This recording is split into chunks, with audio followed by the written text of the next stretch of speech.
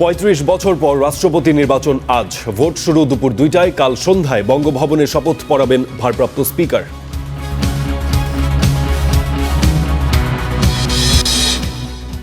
দেশে তৈরি কোনো স্লিপার বাসেরই অনুমোদন নেই। একই নম্বর প্লেটে চলছে সিঙ্গেল ডেকার ও স্লিপার বাস। স্টার নিউজের অনুসন্ধান।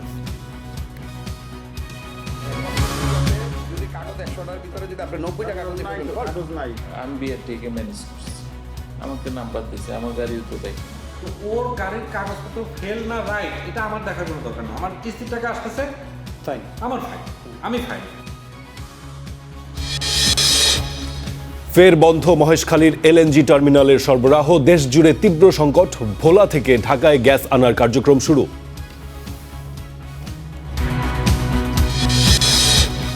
ডেঙ্গু, ম্যালেরিয়া ও চিকুনগুনিয়ার মতো মশাবাহিত রোগে জনস্বাস্থ্য ঝুঁকি। মশা নিয়ন্ত্রণে নাগরিক সচেতনতায় জোর বিশেষজ্ঞদের। চাঁপাইনবাবগঞ্জে দুই শ্রমিক সংগঠনের দ্বন্দ্বে সারা দেশের সঙ্গে বন্ধ বাস ট্রাক চলাচল। যাত্রীদের দুর্ভোগ চরমে। তেহরানের বিরুদ্ধে নজিরবিহীন অর্থনৈতিক ব্যবস্থা নেয়ার হুমকি ট্রাম্পের। আরও ঐক্যবদ্ধ হওয়ার প্রত্যয় ইরানের।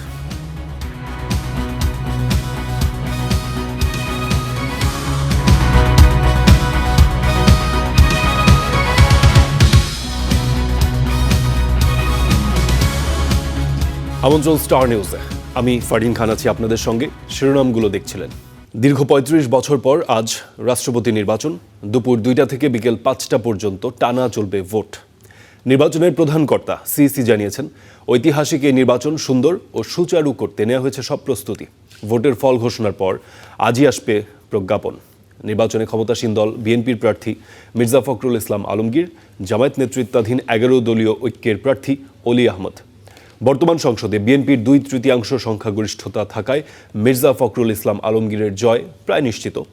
সংরক্ষিত নারীসহ সংসদে ভোট আসন ৩৫০। বিএনপির আসলাম চৌধুরীর সংসদ সদস্য পদ আদালত বাতিল করায় এবারের রাষ্ট্রপতি নির্বাচনে মোট ভোটার ৩৪৯ জন সংসদ সদস্য। গত ২৪ জুলাই রাষ্ট্রপতি পদ থেকে পদত্যাগ করেন মোহাম্মদ শাহাবুদ্দিন। রাষ্ট্রপতি পদে সর্বশেষ ভোট হয়েছিল ১৯৯১ সালে।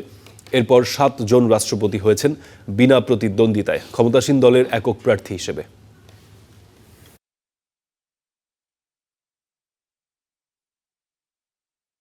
ইলেকশন বলতে গেলে ঐতিহাসিক ইলেকশনটা অত্যন্ত সুন্দর রূপে সুচারুরূপে আমরা স্মুথলি আমরা এটা কন্ডাক্ট করতে পারবো, এই প্রস্তুতি আমরা নিয়েছি। নির্বাচন চলাকালীন আমাদের উপস্থিতিতে কোনো কেউ প্রচারণা করতে পারবে না। ওখানে বিজয়ী হবেন তার নামটা ঘোষণা করে দিব, and that is final, and that is the end of the exercise. তারপর আমরা বিভিন্ন প্যাকেটে ওই সমস্ত ব্যালট ট্যালট এগুলো ভরে আমরা চলে আসবো। ওদিনই আমরা কিন্তু গ্যাজেট করে দেবো। দর্শক, দীর্ঘ ৩৫ বছর পর আজ রাষ্ট্রপতি নির্বাচন এবং এই বিষয়টি নিয়ে জাতীয় সংসদ ভবনে ব্রিফ করছেন বিরোধী দলীয় হুইপ নাহিদ ইসলাম। সরাসরি যুক্ত হচ্ছে সেখানে। মানে বিএনপি যদি জুলাই সনদ বাস্তবায়ন করতো তাহলে তো রাষ্ট্রপতি নির্বাচনটা তারা সংস্কার করে গোপন ব্যালটে, যেটা তো ঐক্যমত আমরা সবাই হয়েছিলাম, সেভাবেই নির্বাচনটা হতো। কিন্তু সেভাবে বিএনপিটা নির্বাচন করছে না। ফলে বিএনপি মুখে এক কথা বলে, কাজে আরেক কথা বলতেছে। আমরা এর আগেও বলেছি যে এই সরকার গণভোটের রায়ের সাথে প্রতারণা করেছে, জনগণের সাথে বিশ্বাসঘাতকতা করেছে, গণতন্ত্রের সাথে এবং আমাদের তাবৎ ফ্যাসিবাদ বিরোধী আন্দোলনের সাথে প্রতারণা করেছে। তারা পুরো সারা দেশে দলীয়করণ করছে সকল প্রশাসনের সব জায়গায়, এবং এখন রাষ্ট্রপতি নির্বাচনেও এক প্রকার দলীয়করণের মাধ্যমেই দলীয় প্রার্থী দিয়ে প্রধানমন্ত্রী নিজেই রাষ্ট্রপতিকে নির্বাচিত করছে, যেখানে স্বাধীনভাবে কোনো ভোট দেওয়ার সুযোগ নেই, তারা নিজেরাই বলে দিচ্ছে। ফলে তারা আর গণতন্ত্রের পক্ষে আছে বলে আমরা মনে করছি না। ধন্যবাদ। Thank you.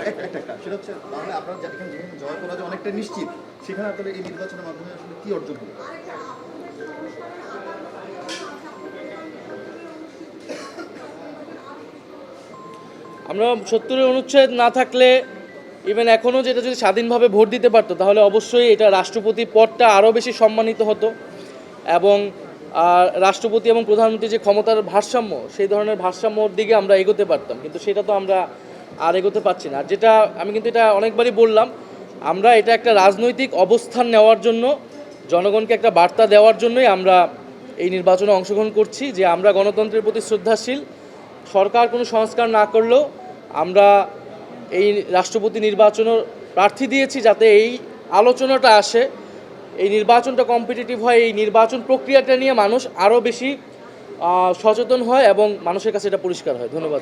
আসসালামু আলাইকুম। দর্শক, রাষ্ট্রপতি নির্বাচন নিয়ে ব্রিফ করছিলেন নাহিদ ইসলাম, সরাসরি যুক্ত ছিলাম সেখানে। দেশে তৈরি কোনো স্লিপার বাসের অনুমোদন নেই, এই সংখ্যা 800-র বেশি। তারপরও সবার সামনে প্রকাশ্যেই দেশ জুড়ে চলছে এই স্লিপার বাস। আরও ভয়াবহ তথ্য হলো একই নম্বর প্লেটে সিঙ্গেল ও স্লিপার দুই ধরনের বাসই চালাচ্ছে কিছু কোম্পানি। স্টার নিউজের অনুসন্ধানে উঠে এসছে এই সব তথ্য। আরও জানাচ্ছেন আল কাসির।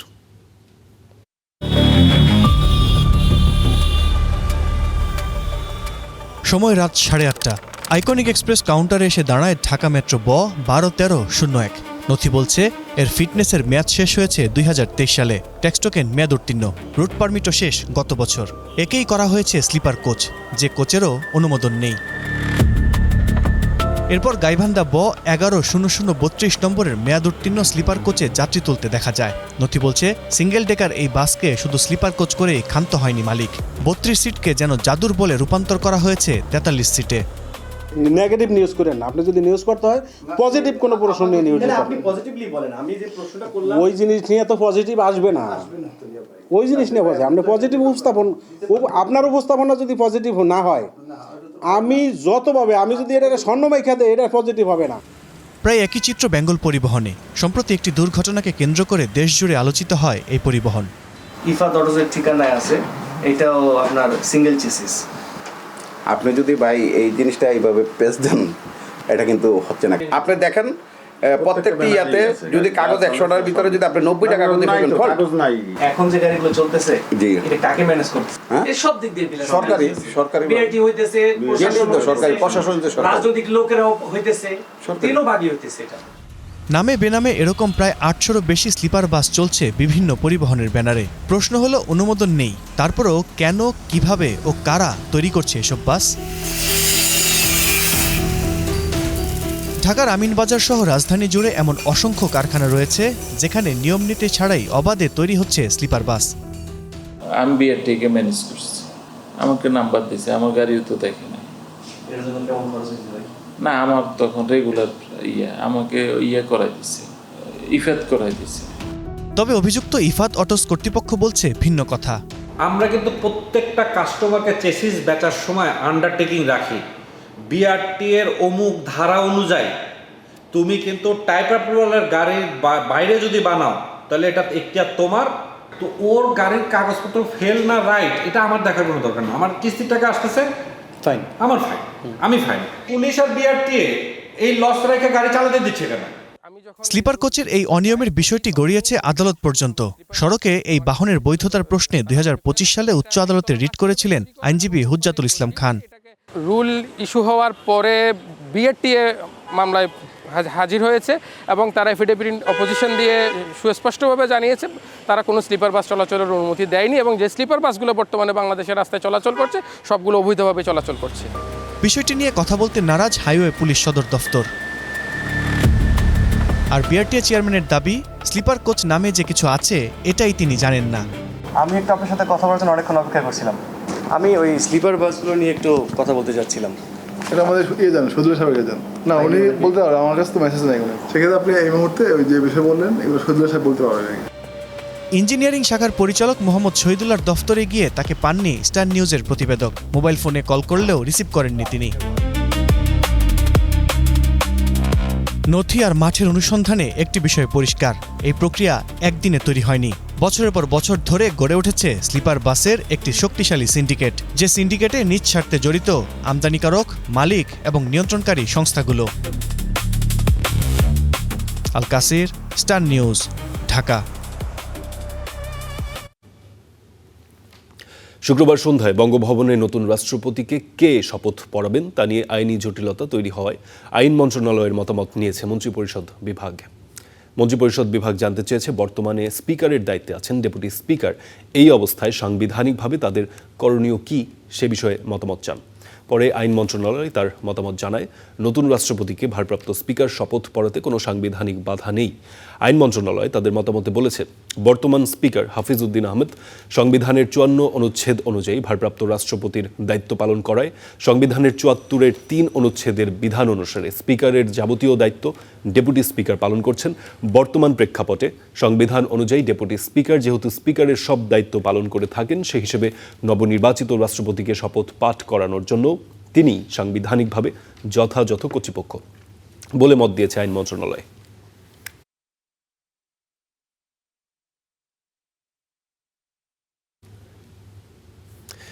দীর্ঘ ৩৫ বছর পর আজ রাষ্ট্রপতি নির্বাচন। দুপুর ২টা থেকে বিকেল ৫টা পর্যন্ত টানা চলবে ভোট। নির্বাচনের প্রধান কর্তা সিসি তিনি জানিয়েছেন, ঐতিহাসিক এই নির্বাচন সুন্দর ও সুচারু করতে নেওয়া হয়েছে সব প্রস্তুতি। ভোটের ফল ঘোষণার পর আজই আসবে প্রজ্ঞাপন। নির্বাচন আয়োজনের এই বিষয়গুলো নিয়ে আরও সর্বশেষ খবরাখবর জানাতে জাতীয় সংসদ ভবন থেকে যোগ দিচ্ছেন সহকর্মী মাহমুদুল হাসান। কথা বলবো মাহমুদুল হাসানের সঙ্গে। মাহমুদুল, দীর্ঘ ৩৫ বছর পর আজ এক ঐতিহাসিক দিন বলা যায়। আপনি সেখানে আছেন, পর্যবেক্ষণ করছেন, আয়োজন কেমন দেখছেন, কি চিত্র সেখানে দেখতে পাচ্ছেন? ফারদিন, আসলে ভোট আয়োজনের জন্য যে প্রস্তুতি নেওয়া দরকার সেই সকল ধরনের প্রস্তুতি কিন্তু শেষ হয়েছে বলা যেতে পারে।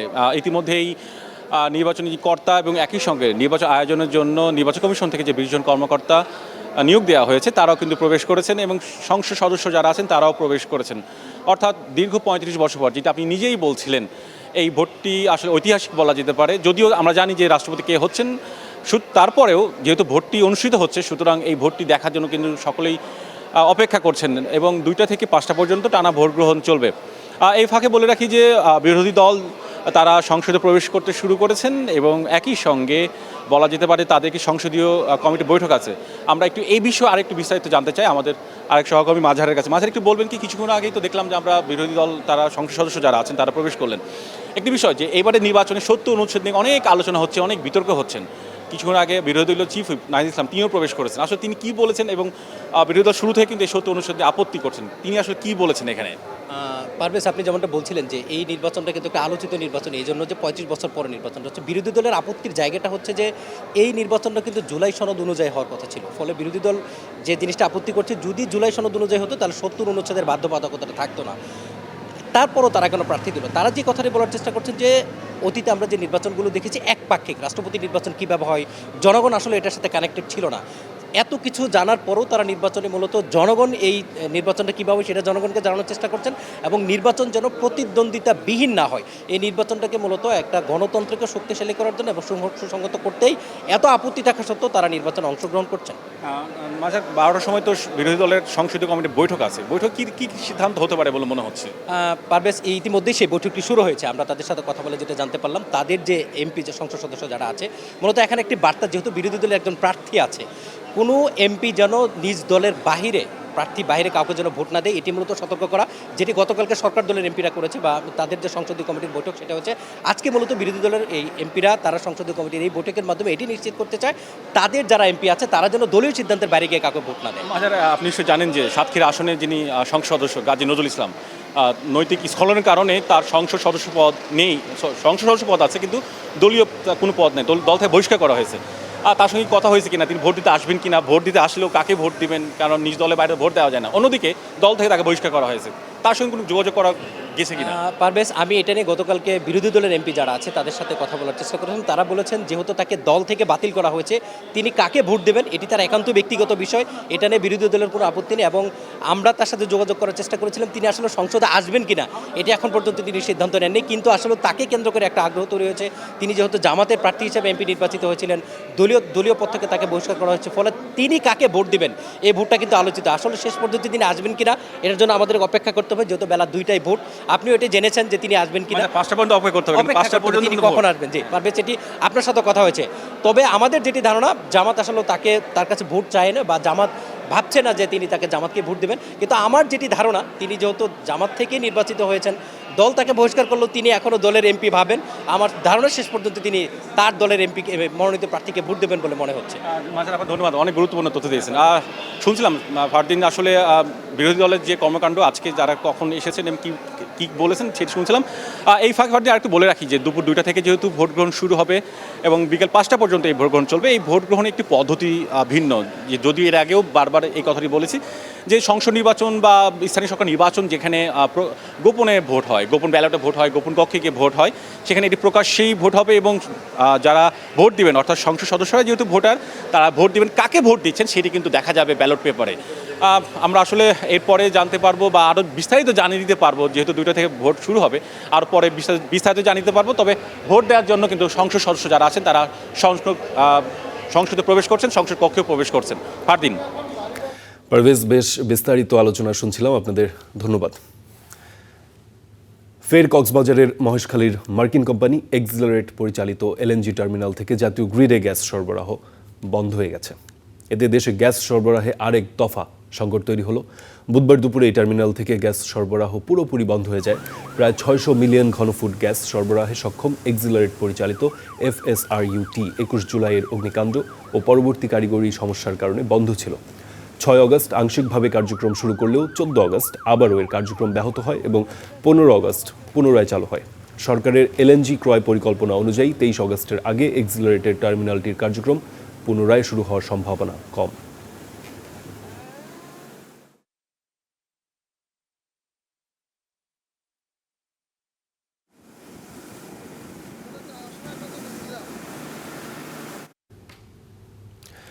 রাজধানীর ফিলিং স্টেশনগুলোতে গ্যাসের প্রেসার না থাকায় পাম্পের লাইনেই দীর্ঘ অপেক্ষা চালকদের। কার্গো সংকটে মহেশখালীর এলএনজি টার্মিনাল বন্ধ হতেই রাজধানীতে আবারও তীব্র রূপ নিয়েছে গ্যাস সংকট। ভোর থেকেই সিএনজি ফিলিং স্টেশনগুলোকে এক একটি গাড়িকে গ্যাস পেতে অপচয় করতে হচ্ছে 5 থেকে 6 ঘন্টা। প্রেসার নেমে এসছে 100 PSI-তে। দিনের বড় অংশ লাইনে কেটে যাওয়ায় সিএনজি অটোরিকশা ও প্রাইভেট কার চালকদের ট্রিপ কমে আয়ে বড় ধস নেমেছে। তবে আয় কমলেও গাড়ি জমা ও সংসার চালানোর চড়া খরচ ঠিকই বহাল থাকছে, যা সরাসরি আঘাত হানছে চালকদের পকেটে।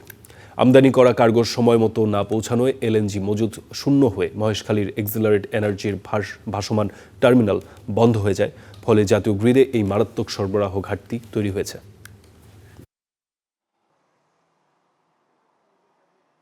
দুটো বাজে সিরিয়াল দেয়, 5টা বাজলেও গ্যাস পাই না। ঘুমও নাই, গাড়ি চালানো নাই, খাওয়াও নাই, দাওয়াও নাই। আজকে সকালে পাইছি আপনি হলো যে 100, 110 বা 20 এরকমের মধ্যেই। আগে তো 6 ঘন্টা, 7 ঘন্টা, 8 ঘন্টাও লাগতো। এখন আমি যেটা বললাম খুব তাড়াতাড়ি পাওয়া গেলে 3 ঘন্টা, মানে 2.5 ঘন্টা 3 ঘন্টা লাগে। 2.5 ঘন্টা যে আসিলাম এটা আমি জানি আর আমার আল্লাহ জানে আর ভগবানও জানে কি এর ভিতরে আসিলাম ভাই। গ্যাস তো এমনি শেষ, কারণ এটি নিয়ে কতক্ষণ চালাতে পারুম এটা তো ভগবানও জানে আমার।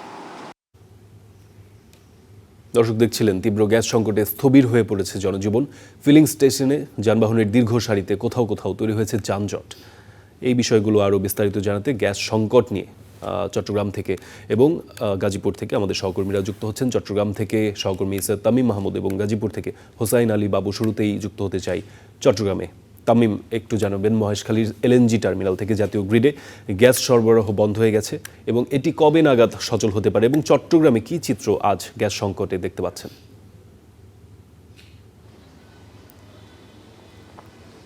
যেমনটা বলছিলেন যে মহেশখালী যে এলএনজি টার্মিনাল, সেখানে যে সামিটের যেটি আছে সেই সামিটেরটি কিন্তু এখনও চলমান আছে। সেই কারণে কিন্তু এখন পর্যন্ত কিছু কিছু গ্যাস সরবরাহ এখন আমরা পাচ্ছি। তবে বিকেল নাগাদ সেখানে আরেকটি কার্গো লাগার কথা আছে, সেই ক্ষেত্রে গ্যাসের সরবরাহ একটু বাড়বে। তবে এক্সিলারেট যেহেতু এখন পর্যন্ত তাদের কোনো ধরনের গ্যাস কার্গো যেটি আসার কথা সেটি আসেনি, 23 থেকে 24 তারিখ নাগাদ আসতে পারে। সেই ক্ষেত্রে এই যে সমস্যাটা সেটি দীর্ঘায়িত হবে বলেই ধারণা করা হচ্ছে। এবং আমরা চট্টগ্রামের বেশ কিছু ফিলিং স্টেশন সকাল থেকে ঘুরেছি এবং সেখানে যেটি দেখছি যে প্রত্যেকটা গ্যাস স্টেশনের সামনে কিন্তু দীর্ঘ সারি হয়ে আছে। শুধু প্রাইভেট কার বা সিএনজি যেগুলো আছে চালিত গাড়ি, সবগুলো গাড়ি কিন্তু এভাবে ঠায় দাঁড়িয়ে আছে এবং কোনোটি গতকাল সন্ধ্যার পর থেকে দাঁড়িয়ে আছে। আমরা কথা বলছিলাম যে গতকাল রাতের দিকে কিছুটা গ্যাস এসেছিল, সেখান থেকে পরবর্তীতে ভোর পর্যন্ত কিছুটা গ্যাস সরবরাহ দেওয়া গেলেও পরবর্তীতে কিন্তু চাপ কম থাকে, সেই গ্যাস সরবরাহ আর সম্পূর্ণ করা যায়নি। এবং গ্যাস যেই পাম্পগুলো বলছে যে গ্যাস যে চাপ থাকার কথা সেই চাপ না থাকার কারণেও কিন্তু সিএনজি বা অন্যান্য গাড়িগুলোকে সেভাবে দেওয়া যাচ্ছে না। আমরা কথা বলেছিলাম সিএনজি চালকদের সাথে, তারা যেটি বলছেন যেখানে 300 থেকে 350 বা 400 টাকার গ্যাস তাদের সিএনজিতে ধরা হয়, কিন্তু সেখানে তারা 100 টাকার বেশি তারা গ্যাস পাচ্ছে না। ফলে দেখা যাচ্ছে তারা একটু ঘুরে আসতেই তাদের গ্যাস শেষ হয়ে যাচ্ছে এবং সেই ক্ষেত্রে তাদের দীর্ঘ অপেক্ষার পর যে তাদের যে ইনকামটা করবে এবং তাদের জমা দিবে সেটিও তারা করতে পারছে না। ফলে তারা এক ধরনের বিপাকেই আছে বলে তারা আমাদের জানিয়েছেন। এই ছিল চট্টগ্রাম থেকে আমার কাছে সবশেষ সংবাদ। ফারদিন। ধন্যবাদ তামিম। আমাদের সঙ্গে আছেন হোসাইন আলী বাবু। বাবু, একটু জানাবেন গাজীপুরে ফিলিং স্টেশন এবং আবাসিক এলাকার গ্যাস সংকটের চিত্র কি দেখছেন সেটি, এবং গাজীপুরে মিল কারখানাগুলোর চিত্র একটু জানতে চাই।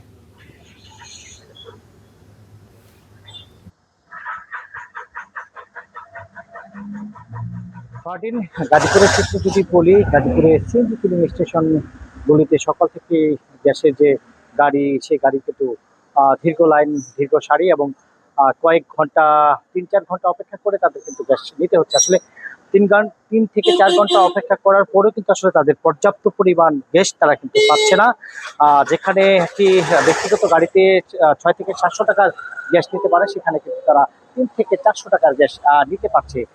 তার পাশাপাশি যদি বলি সিএনজি গাড়িগুলো যেগুলো রয়েছে সেগুলো তো আসলে যেখানে ৩ থেকে ৪০০ টাকার গ্যাস নিতে পারে, সেখানে ১০০ থেকে ১৫০ টাকার গ্যাস নিতে পারছে। আমরা সিএনজি ফিলিং স্টেশনের যারা কর্তৃপক্ষ রয়েছে তাদের সাথে কথা বলেছি, তারা যেটা বলেছে একেবারেই প্রেশার কমে গিয়েছে। যেখানে প্রেশার থাকে ২০০, ১৮০, সেখানে প্রেশার রয়েছে ৯০-৮০। আসলে এই যে প্রেশার কমে যাওয়ার মূলত কারণ হচ্ছে মহেশখালী যেটি রয়েছে সেটি বন্ধ হওয়ার কারণে আসলে একমাত্র সামিট থেকে গ্যাস পাচ্ছে, এলএনজি যেটি সেই জায়গা থেকে আসলে গ্যাস পাচ্ছে। এই যে গ্যাসের চাপ, সেটি আসলে চাহিদা যতটুকু রয়েছে তার চেয়ে অনেক কম। গাজীপুরে প্রায় ৫৯০ মিলিয়ন ঘনফুট যে গ্যাসের প্রয়োজন, সেখানে কিন্তু ৩৬০ মিলিয়ন ঘনফুট পাচ্ছে এবং বাকি ২৩০ মিলিয়ন ঘনফুট কিন্তু গ্যাস পাচ্ছে না। যার কারণে গাজীপুরে শিল্প কারখানা, আবাসিক এলাকা প্রত্যেকটা খাতেই কিন্তু আসলে গ্যাসের তীব্র সংকট রয়েছে। আমরা দেখেছি যে শিল্প কারখানায় গ্যাসের সংকটের কারণে শিল্প কারখানার উৎপাদন বন্ধ রয়েছে এবং শিল্প কারখানার যে শ্রমিকরা তারা কিন্তু অলস সময় কাটাচ্ছে। তার পাশাপাশি যদি বলি যে আসলে শিল্প কারখানার যে অর্ডার, সেগুলো কিন্তু তারা ঠিক মতো দিতে পারছে না। ভাইয়ারাও কিন্তু আসলে তাদের অর্ডার বাতিল করছে। এই যে সংকট, গ্যাসের সংকট, সেই সংকটের কারণে আসলে শিল্প প্রতিষ্ঠানে বড় ধরনের একটি ধস নামার সম্ভাবনা রয়েছে এবং আবাসিক এলাকাগুলো তো আসলে গ্যাস পাচ্ছে না, যেখানে রান্নাবান্নাও বন্ধ রয়েছে। আসলে সব মিলিয়ে গাজীপুরে গ্যাসের বড় ধরনের সংকট এবং বড় ধরনের ভোগান্তি আসলে চালক এবং যারা যাত্রী রয়েছেন তাদের পড়েছে। এই ছিল আমার কাছে ফারদিন গ্যাস সংকটের সর্বশেষ। জি, পরিষ্কার বাবু, ধন্যবাদ। দর্শক, আমাদের সঙ্গে চট্টগ্রাম এবং গাজীপুর থেকে সহকর্মীরা যুক্ত ছিলেন, গ্যাস সংকটের পরিস্থিতি সম্পর্কে বিস্তারিত জানাচ্ছিলেন। ভোলার গ্যাস সিএনজি আকারে ঢাকায় আনার কার্যক্রম আবারও শুরু করছে ইন্ট্রাকো সিএনজি। তবে বেসরকারি কোম্পানিকে দিয়ে গ্যাস সরবরাহে না গিয়ে পাইপলাইনে মনোযোগ দেওয়ার পরামর্শ বিশেষজ্ঞদের। বিস্তারিত মাজহার মাহবুবের প্রতিবেদনে।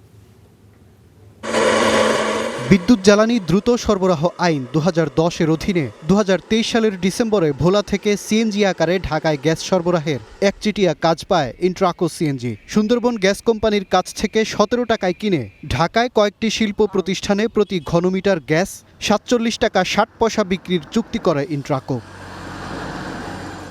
অন্তর্বর্তী সরকারের সময়ে কয়েক মাস বন্ধ থাকে ইন্ট্রাকোর গ্যাস সরবরাহ।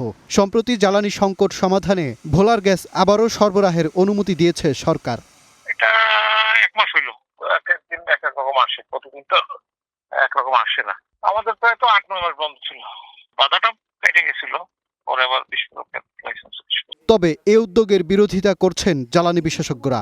এক একজন ব্যবসায়ী আগের সময়ের লোকজনকে তারা যেভাবে তাদের এইসব ব্যবসা সম্প্রসারণ ঘটিয়েছিল, সেই জায়গায় লোক পরিবর্তনে যারা এসছে তাদেরকে আবার তারা মোটিভেট করে ফেলেছে, মোটিভেট করে তারা সেই ব্যবসা সম্প্রসারণ করতে যাচ্ছে। এগুলো তো জাতীয় স্বার্থ বিরোধী। এই এলএনজি করে সিএনজি করে ভোলার গ্যাস এনে ব্যবহার করা আর মাঝখানে $10 বিলিয়ন ব্যবসা তৈরি করে একজনের পকেটে দিয়ে দেওয়া। সিএনজি আকারে ভোলার গ্যাস আনলে পাইপলাইন স্থাপন নিরুৎসাহিত হতে পারে বলে মনে করছেন গবেষকরা। সিএনজি পদ্ধতিতে না গিয়ে আমার মনে হয় যে স্থায়ী একটি ট্রান্সমিশন সিস্টেম বা যে ট্রান্সমিশন লাইন, এই জায়গায় সরকার বিনিয়োগ করতে পারে এবং সেই বিনিয়োগটি শুধু ভোলা কেন্দ্রিক হবে না, দীর্ঘমেয়াদে বঙ্গোপসাগরে যে গ্যাস পাওয়া যাবে সেই গ্যাসগুলো তখন এই ট্রান্সমিশন লাইনের মাধ্যমে মূল ভূখণ্ডে আনা যাবে। বাপেক্স ও রাশিয়ার কোম্পানি গ্যাসপ্রমের যৌথ গবেষণায় ভোলাসহ আশপাশ এলাকায় প্রায় 7 TCF গ্যাস থাকার সম্ভাবনা আছে, তবে উত্তোলনযোগ্য গ্যাস 2 TCF। মাজহার মাহবুব, স্টার নিউজ, ঢাকা। জুলাই আন্দোলনে রাজধানীর উত্তরায় মীর মাহফুজুর রহমান মুগ্ধ সহ ১১ জনকে হত্যা মামলায় সাবেক এমপি হাবিব হাসান সহ ২৬ জনের বিরুদ্ধে বিচার শুরু হবে কিনা সে বিষয়ে আদেশ আজ সকালে আন্তর্জাতিক অপরাধ ট্রাইব্যুনাল ১-এর চেয়ারম্যান বিচারপতি মোহাম্মদ গোলাম মোর্তজা মজুমদারের নেতৃত্বাধীন ৩ সদস্যের বিচারিক প্যানেলে এ বিষয়ে আদেশের দিন ধার্য রয়েছে। এই মামলায় ডিএমপির সাবেক অতিরিক্ত উপ পুলিশ কমিশনার মির্জা সালাউদ্দিন সহ ৮ জন গ্রেফতার রয়েছেন। পলাতক রয়েছেন ঢাকা ১৮ আসনের সাবেক সংসদ সদস্য মোহাম্মদ হাবিব হাসান, সাবেক ডিএমপি কমিশনার হাবিবুর রহমান সহ ১৮ জন। এর আগে ৩ আগস্ট আনুষ্ঠানিক অভিযোগ গঠনের ওপর প্রসিকিউশন ও আসামি পক্ষের শুনানি শেষ হয়। প্রসিকিউশন থেকে ২৬ জন আসামির বিরুদ্ধে অভিযোগ গঠনের আবেদন জানানো হলেও অব্যাহতি চেয়েছিলেন আসামিদের আইনজীবীরা।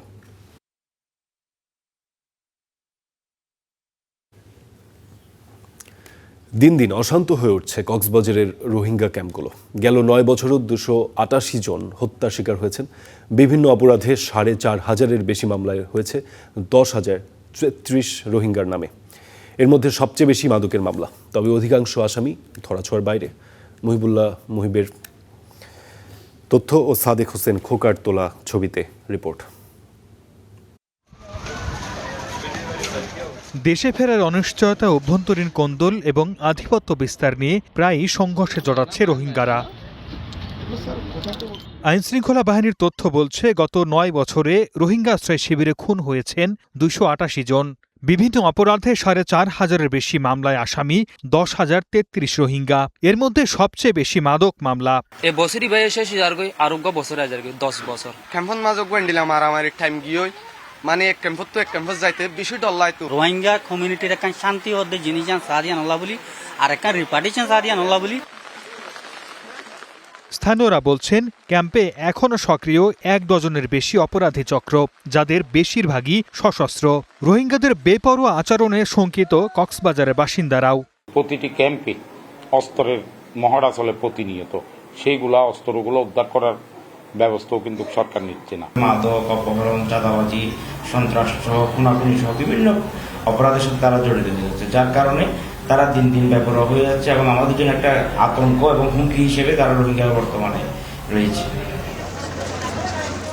পুলিশ বলছে, ১৫ লাখের বেশি রোহিঙ্গার ভেতর থেকে আসামিদের চিহ্নিত করা কঠিন হয়ে পড়ছে। এজন্য বেশিরভাগ আসামিকেই আনা যাচ্ছে না আইনের আওতায়।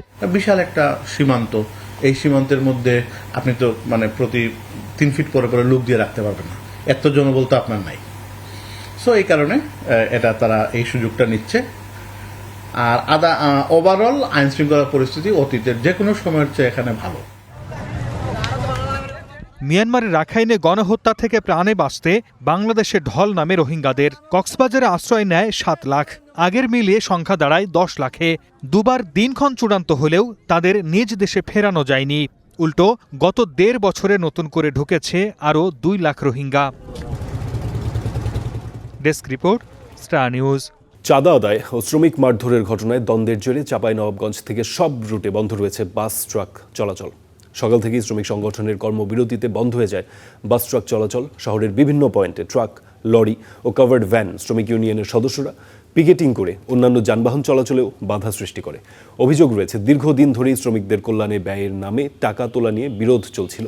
এরই জেরে গত মঙ্গলবার এক বাস শ্রমিককে মারধরের ঘটনা ঘটে। পরে দ্বন্দ্বে জড়ায় 2 শ্রমিক সংগঠন।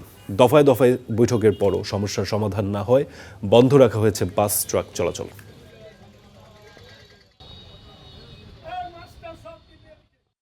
রাস্তায় চাঁদাবাজির কারণে গাড়ির ড্রাইভার স্টাফকে মারধর, গাড়ি ভাঙচুর করে জোরপূর্বক চাঁদাবাজি করছে।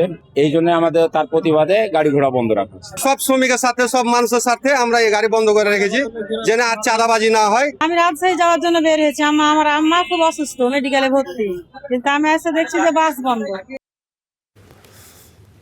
ইনি আরও বিস্তারিত জানাতে যুক্ত হচ্ছেন সহকর্মী মাহমুদুল হাসান তুষার। তুষার, সংকট নিরসনে কোনো পদক্ষেপ নেওয়া হয়েছে কিনা যদি জানাতেন।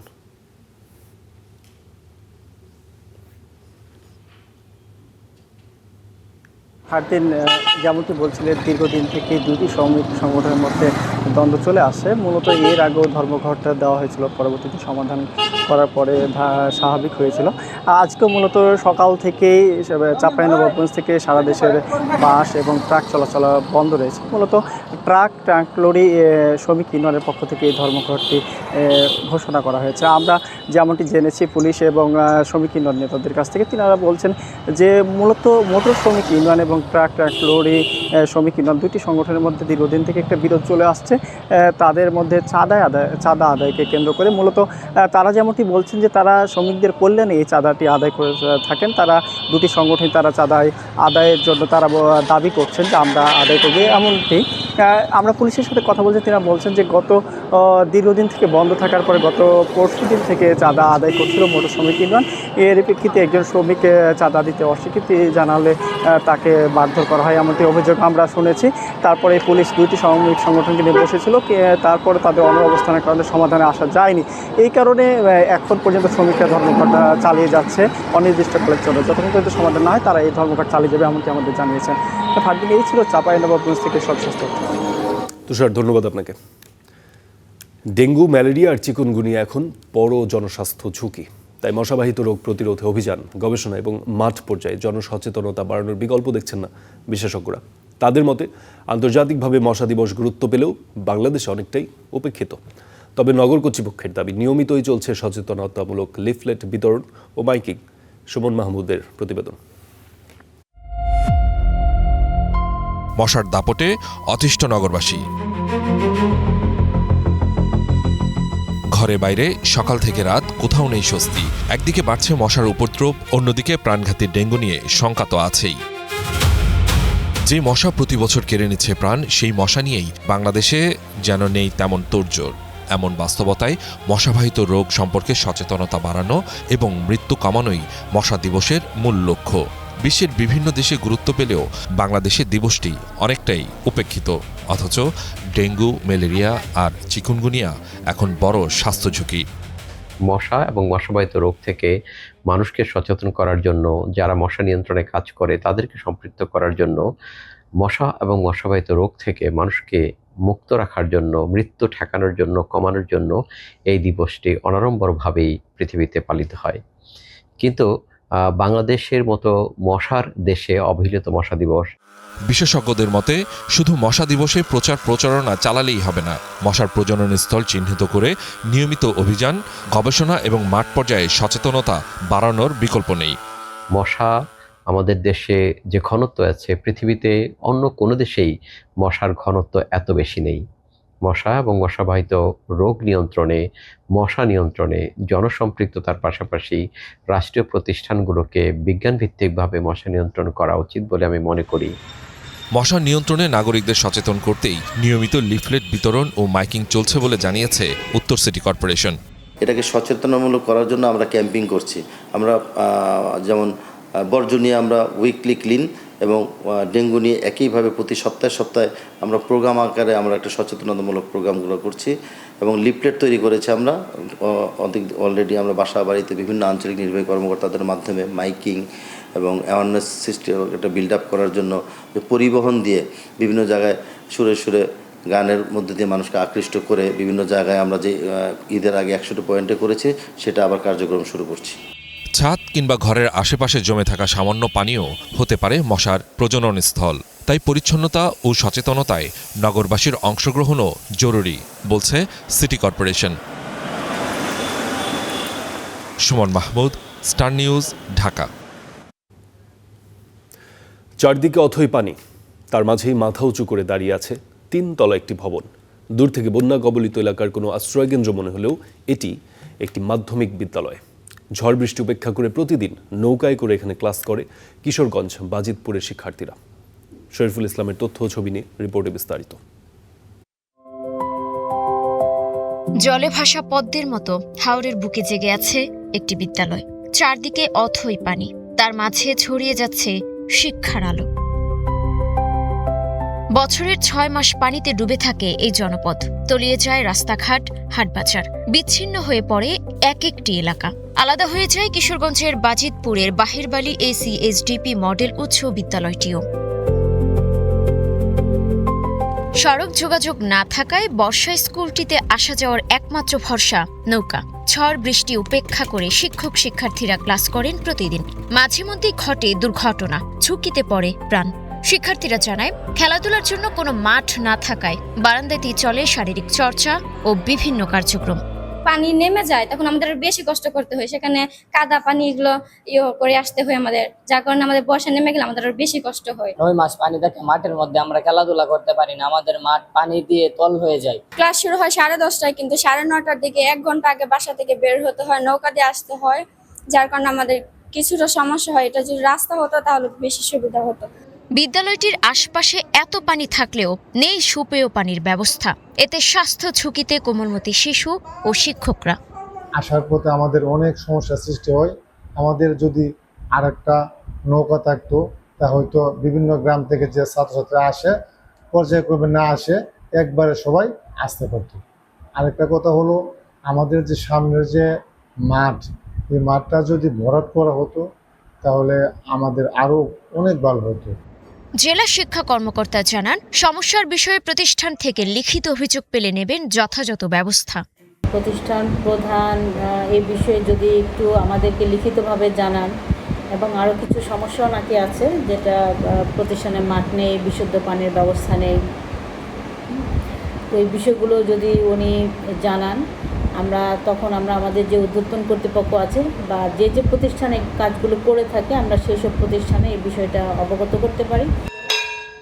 2011 সালে প্রতিষ্ঠিত বাহিরবালি ACSDP মডেল উচ্চ বিদ্যালয়ে বর্তমানে 3 শতাধিক শিক্ষার্থী পড়াশোনা করছে। Desk report, star news.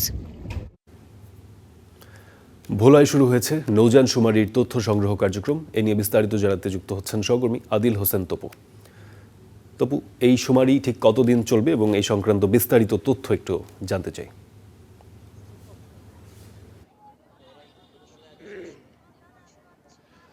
Fardin, মূলত উপকূলীয় জেলা ভোলা এটি একটি নদীবেষ্টিত জেলা। উপকূলীয় সহ সাগর এবং অভ্যন্তরীণ নৌরুটে যেসব জলসীমায় যেসব নৌযান মূলত চলাচল করে থাকে, সেই নৌযানের উপরেই মূলত 10 দিনব্যাপী এই শুমারি শুরু হয়েছে। আজ থেকে এটি শুরু হয়ে চলবে আগামী 29শে আগস্ট পর্যন্ত। ইতিমধ্যে সকালবেলা বর্ণাঢ্য র্যালির মাধ্যমে নদীর পাড়ে জেলেদের নিয়ে এই মূলত এই শুমারিটি শুরু হয়েছে। এর মাধ্যমে মূলত এই নদীর পাড়ে যেসব জেলেরা রয়েছেন তাদেরকে মূলত এই ইঞ্জিন চালিত নৌকায় আসলে কি ধরনের কতজন জেলে থাকে, কতজন সুযোগ সুবিধা আছে, সেই বিষয়গুলো মূলত এর মাধ্যমে উঠে আসার কথা বলা হচ্ছে। আমরা একটু কথা বলতে চাই যে নৌযান শুমারি শুরু করছেন মূলত পরিসংখ্যান ব্যুরো এবং নৌ মন্ত্রণালয় যৌথভাবে এটি শুমারিটি শুরু করেছেন। আমরা একটু তাদের কাছ থেকে জানতে চাই কি লক্ষ্য উদ্দেশ্য নিয়ে মূলত এই শুমারিটি শুরু হয়েছে, এর থেকে আসলে কি ধরনের সুফল পাবে। জি ধন্যবাদ। আসলে দেশে প্রথমবারের মতো নৌ পরিবহন অধিদপ্তর এবং বাংলাদেশ পরিসংখ্যান ব্যুরো আমাদের এই নৌযান শুমারির কার্যক্রম শুরু করেছে। আজকে 20 তারিখ থেকে আমাদের এই কার্যক্রম চলমান থাকবে 29শে আগস্ট পর্যন্ত। এখানে মূলত দেশের সকল ইঞ্জিন চালিত নৌযান, যেগুলো আমাদের ফিশিং বোট, ছোট বড় যত ইঞ্জিন চালিত নৌযান আছে, লঞ্চ, আমাদের বালিবাহী যে কার্গোগুলো আছে, সবগুলো আমাদের এই শুমারির গণনার মধ্যে আসবে। আমাদের মূল উদ্দেশ্য হলো, যেহেতু এটা প্রথমবারের মতো আমাদের এই শুমারিটা হচ্ছে, এখানে বাংলাদেশ সরকারের কাছে কোনো ডেটাবেস ছিল না, আমরা একটা পূর্ণাঙ্গ ডেটাবেস পাবো যে কি পরিমাণ নৌযান আমাদের এই বাংলাদেশে আছে এবং তারা কি কি ধরনের সুযোগ সুবিধা, বিশেষ করে সেফটি কি কি প্রোগ্রাম আছে, তাদের সরঞ্জাম কি কি আছে এই নৌযান চালানোর জন্য, এগুলো আমাদের এই শুমারির আওতার মধ্যে আসবে। এবং এইটা শেষ হওয়ার পরে আমরা মূলত এই নৌ পরিবহন খাতের যত উন্নয়ন আছে সরকারের, সেটা যাতে পরিকল্পিতভাবে উন্নয়ন করা যায় সেটা আমরা করা যাবে, যেহেতু আমাদের কাছে একটা ডেটাবেস থাকবে। এছাড়া অনেক সময় আমাদের নৌ দুর্ঘটনা হয়, সেই নৌ দুর্ঘটনা আমরা এটার মধ্যে থেকে আমরা কমিয়ে আনতে পারবো। এছাড়া তাদের অন্যান্য সামাজিক নিরাপত্তার জন্য এই তথ্যগুলো কাজে লাগবে। জি ধন্যবাদ। আমরা শুনছিলাম পরিসংখ্যান ব্যুরোর কর্মকর্তার কাছ থেকে, তিনি বলছিলেন যে আসলে নৌপথে ঝুঁকি কমিয়ে আনার ক্ষেত্রে এই শুমারিটি কাজে লাগবে। পাশাপাশি ভবিষ্যতে এই ডাটা অনুযায়ী নৌ পরিবহন মন্ত্রণালয় বিভিন্ন ধরনের উদ্যোগ তারা নিতে পারবেন বলে জানিয়েছেন। এই শুমারিটি সফলভাবে শেষ করার জন্য ইতিমধ্যে মাঠ পর্যায়ে তাদের ভলান্টিয়াররা বিভিন্ন নৌকায়, বিভিন্ন যানবাহনে গিয়ে তারা কিন্তু ডাটা কালেকশন করছেন। 35 ধরনের মূলত তথ্য এই শুমারির মাধ্যমে উঠে আসবে। পরবর্তীতে এটি ঘটা করে মূলত নৌ পরিবহন এবং পরিসংখ্যান ব্যুরো তারা প্রকাশ করবে বলে জানিয়েছেন। ফারদিন, এই ছিল ভোলা থেকে। জি পরিষ্কার, আপনাকে ধন্যবাদ তপু। দর্শক, সহকর্মী আদিল হোসেন তপু ভোলায় নৌযান শুমারির তথ্য সংগ্রহ চলছে সে বিষয়ে বিস্তারিত জানাচ্ছিলেন। পশ্চিমবঙ্গের কলকাতায় নিউ মার্কেট এলাকার হোটেল শিখাইনে ভয়াবহ অগ্নিকাণ্ডে হোটেলের ইজারাদারকে গ্রেফতার করা হয়েছে। এছাড়া আরও 2 জন কর্মীকে আটক করে চলছে জিজ্ঞাসাবাদ। বুধবার রাতে ইজারাদার আবু জাফরকে জিজ্ঞাসাবাদের জন্য নিয়ে যায় তদন্তকারী দল। পরে তাকে গ্রেফতার দেখানো হয়। আগুনের ঘটনায় নড়ে চড়ে বসেছে প্রশাসন। 1 মাসের মধ্যে সব হোটেলের ফায়ার অডিট করার নির্দেশ দেওয়া হয়েছে। পর্যাপ্ত ফায়ার সেফটি, বিল্ডিংয়ের স্বাস্থ্য পরীক্ষা ও বিদ্যুৎ বিভাগের ছাড়পত্র না মিললে হোটেল চালানোর অনুমোদন দেওয়া হবে না। এদিকে 7 বাংলাদেশির মরদেহ রাখা আছে কলকাতা মেডিকেল কলেজ হাসপাতালে। পরিবারের সদস্যরা মরদেহ শনাক্তের পর শুরু হবে ময়নাতদন্ত। আইনি প্রক্রিয়া শেষে পরিবারের কাছে হস্তান্তর করা হবে বলে জানিয়েছে পশ্চিমবঙ্গ সরকার।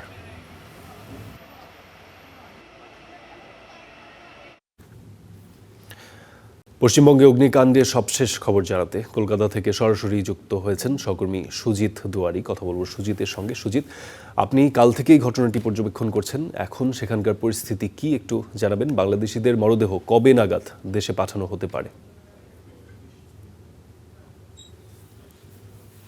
দেখুন, আপনাকে জানিয়ে রাখি যে কিছুক্ষণ আগেই একজন বাংলাদেশি বাসিন্দা যার মৃত্যু হয়েছে তার পরিবারের সদস্য এখানেই ছিলেন। তিনি ভারতে এসেছিলেন, তিনি এসছেন তার ডকুমেন্টস নিয়ে এবং তাকে মৃতদেহ দেখানো হলো এবং মৃতদেহ চিহ্নিতর পর তারপরে কিন্তু পোস্টমর্টম শুরু হবে।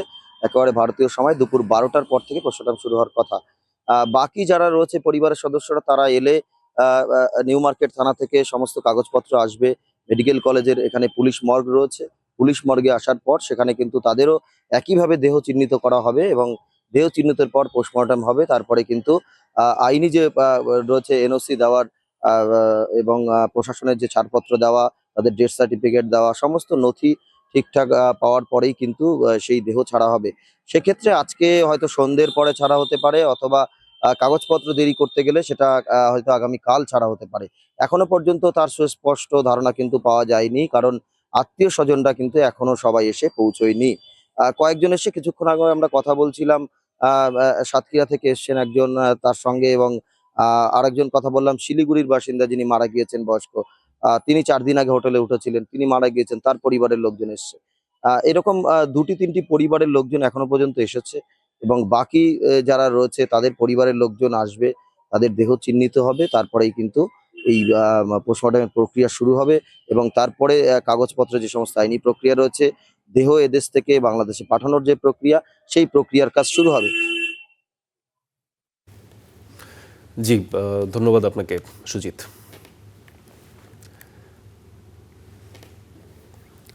মার্কিন প্রেসিডেন্ট ডোনাল্ড ট্রাম্প হরমুজ প্রণালীকে নিজেদের ভূখণ্ড দাবি করার পর পাল্টা দাবি করেছে ইরানও। তারা এবার ক্যালিফোর্নিয়া অঙ্গরাজ্যকে নিজেদের ভূখণ্ড বলে দাবি করেছে এবং এমন উত্তেজনার মধ্যেই ইরানের ওপর সব রকম অর্থনৈতিক যে প্রেশার বা ইতিহাসের সবচেয়ে বড় অর্থনৈতিক কঠোর নিষেধাজ্ঞা দেওয়ার হুমকি দিয়েছেন ডোনাল্ড ট্রাম্প এবং ইরানকে যারা সহযোগিতা করবে সেই দেশগুলোর ওপরেও এমন পাল্টা আঘাত বা অর্থনৈতিক যে প্রেশার সেটি ঘোষণা করেছেন ডোনাল্ড ট্রাম্প, যদিও ইরান এই বক্তব্য সম্পূর্ণ প্রত্যাখ্যান করেছে। ইরানের ওপর আরও চাপ বাড়াতে কৌশল নিয়েছে যুক্তরাষ্ট্র। নৌ অবরোধের পাশাপাশি এবার অর্থনৈতিক চাপ আরও বাড়ানোর ঘোষণা ওয়াশিংটনের। মার্কিন প্রেসিডেন্ট ডোনাল্ড ট্রাম্পের এই ঘোষণায় শুধু ইরান নয়, দেশটির সঙ্গে ব্যবসা ও আর্থিক লেনদেন করা অন্য দেশগুলোকেও সতর্ক করা হয়েছে। ইরানের বিরুদ্ধে ইতিহাসের সবচেয়ে কঠোর অর্থনৈতিক অভিযান ঘোষণা করছি। ইরানকে যে কোনো ধরনের সহায়তা দেওয়া দেশগুলো ভয়াবহ অর্থনৈতিক পরিণতির মুখে পড়বে। তবে ওয়াশিংটনের এই চাপের মুখে তেহরানের অবস্থানও কঠোর। এরই মধ্যে ট্রাম্পের অর্থনৈতিক যুদ্ধের ঘোষণাকে প্রত্যাখ্যান করেছে ইরানের রাষ্ট্রীয় গণমাধ্যম। তাসনিমের দাবি, এটি ওয়াশিংটনের ব্যর্থ সর্বোচ্চ চাপের নীতিরই ধারাবাহিকতা। আর ফার্স নিউজ ট্রাম্পের বক্তব্যকে মনস্তাত্ত্বিক যুদ্ধ বলে আখ্যা দিয়েছে। অন্যদিকে ইরানের সাবেক কূটনীতিক আব্বাস খামায়ারের দাবি, মার্কিন হুমকির মুখে আরও ঐক্যবদ্ধ হবে ইরানিরা। ট্রাম্পের হুমকি ইরানিদের বিভক্ত করার বদলে আর ঐক্যবদ্ধ করছে।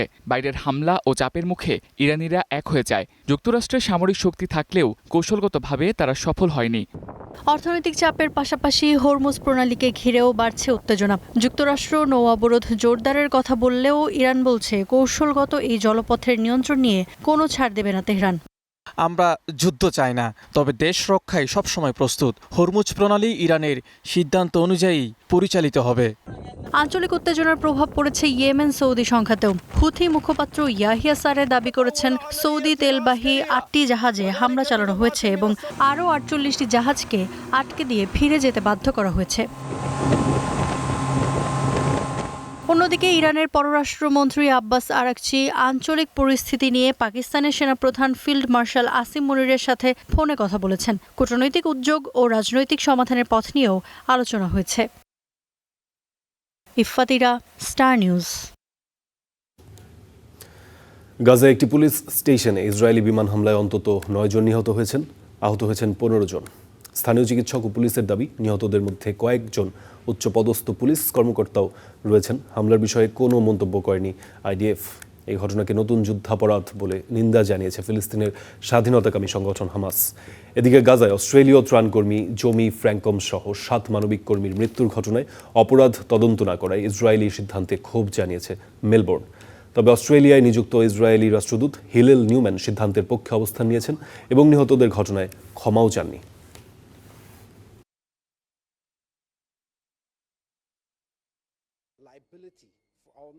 On the behalf of the State of Israel for the family, but I can express deep sorrow and grief